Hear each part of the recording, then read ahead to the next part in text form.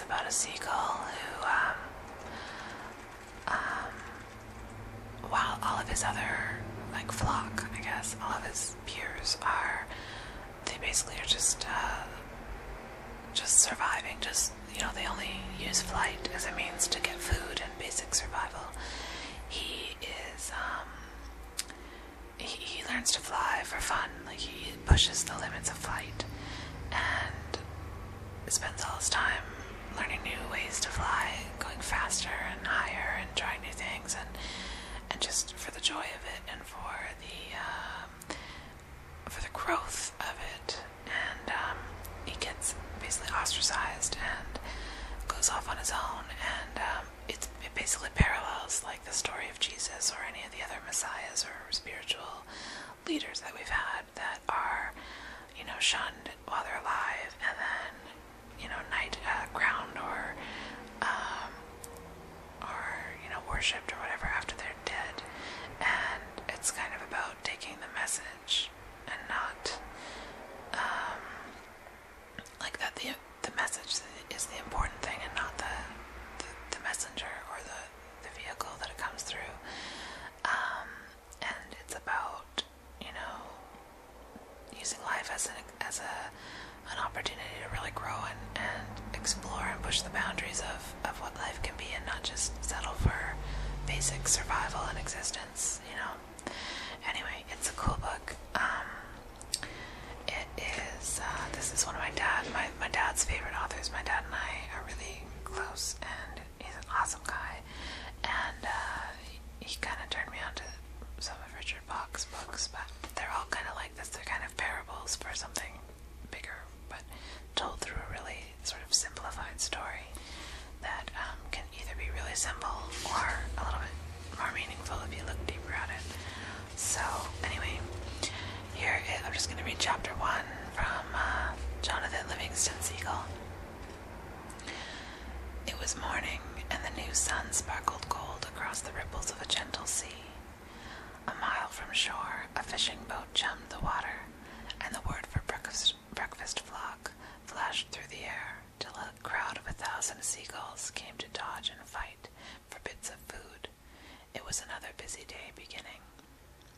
But way off alone, out by himself beyond boat and shore, Jonathan Livingston Seagull was practicing. 100 feet in the sky, he lowered his webbed feet, lifted his beak, and strained to hold a painful, hard, twisting curve through his wings. The curve meant that he would fly slowly, and now he slowed until the wind was a whisper in his face, until the ocean stood still beneath him. He narrowed his eyes in fierce concentration, held his breath, forced one single more inch of curve. Then his feathers ruffled, he stalled and fell. Seagulls, as you know, never falter, never stall. To stall in the air is for them disgrace, and it is dishonor.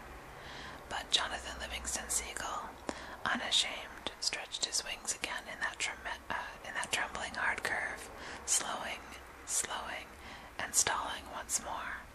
Was no ordinary bird.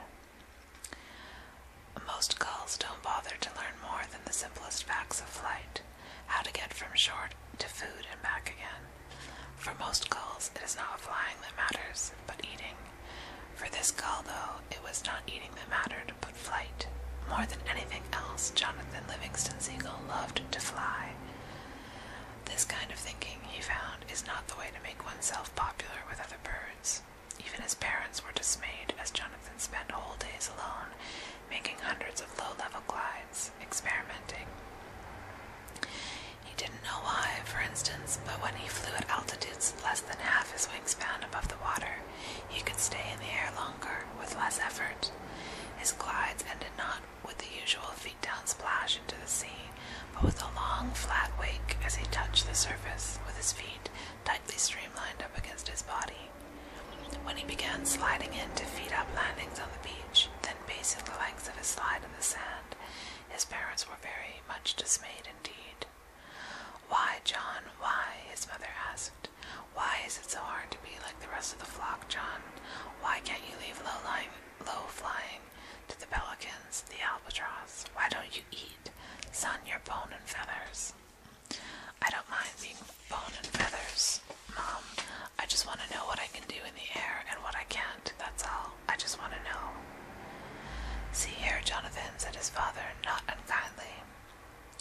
isn't far away. Boats will be few, and the surface fish will be swimming deep. If you must study, then study food and how to get it. This flying business is all very well, but you can't eat a glide, you know. Don't you forget that the reason you fly is to eat." Jonathan nodded obediently. For the next few days he tried to behave like the other gulls. He really tried, screeching and fighting with the flock around the piers and fishing boats, diving on the scraps of fish and bread, but he couldn't make it work. It's all so pointless, he thought, deliberately dropping a hard-won anchovy to a hungry old gull chasing him. I could be spending all this time learning to fly. There's so much to learn. It wasn't long before Jonathan Gull was off by himself again, far out at sea, hungry, happy, learning. The subject was speed, and in a week's practice he learned more about speed than the fastest gull alive. From 1,000 feet, flapping his wings as hard as he could, he pushed over into a blazing steep dive towards the waves, and learned why seagulls don't make blazing steep power dives. In just 6 seconds he was moving 70 miles per hour, the speed at which one's wings go unstable on the upstroke. Time after time it happened. Careful as he was, working at the very peak of his ability, he lost control at high speed.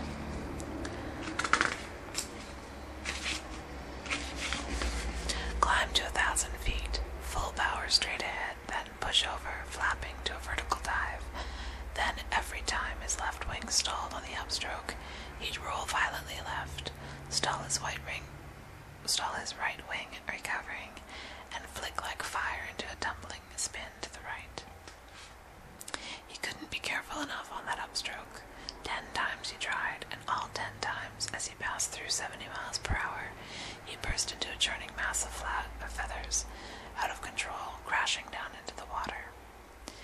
The key, he thought at last, dripping wet, must be to hold the wings still at high speeds, to flap up to 50 and then hold the wings still. From 2,000 feet he tried again, rolling into his dive, beak straight down, wings full out, and stable from the moment he passed 50 miles per hour. It took tremendous strength, but it worked. In 10 seconds he had blurred through 90 miles per hour. Jonathan had set a world speed record for seagulls. But the victory was short-lived. The instant he began his pull-out, the instant he changed the angle of his wings, he snapped into that same terrible, uncontrolled disaster, and at 90 miles per hour it hit him like dynamite. Jonathan Seagull exploded in midair and smashed down into a brick-hard sea. When he came to, he floated in the moonlight on the surface of the ocean. His wings were ragged bars of lead, but the weight of failure was even heavier on his back. He wished feebly that the weight could be enough to drag him gently down to the bottom and end it all. As he sank low in the water, a strange hollow voice sounded within him. "There's no way around it. I am a seagull. I'm limited by my nature. If I were meant to learn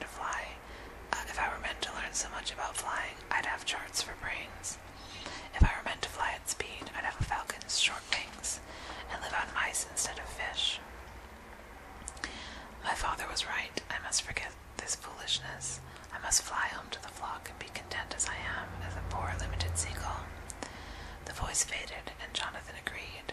The place for a seagull at night is on shore, and from this moment forth he vowed he would be a normal gull. It would make everyone happier. Okay, I'm going to do a part 2 just to finish this little first bit. Stay tuned.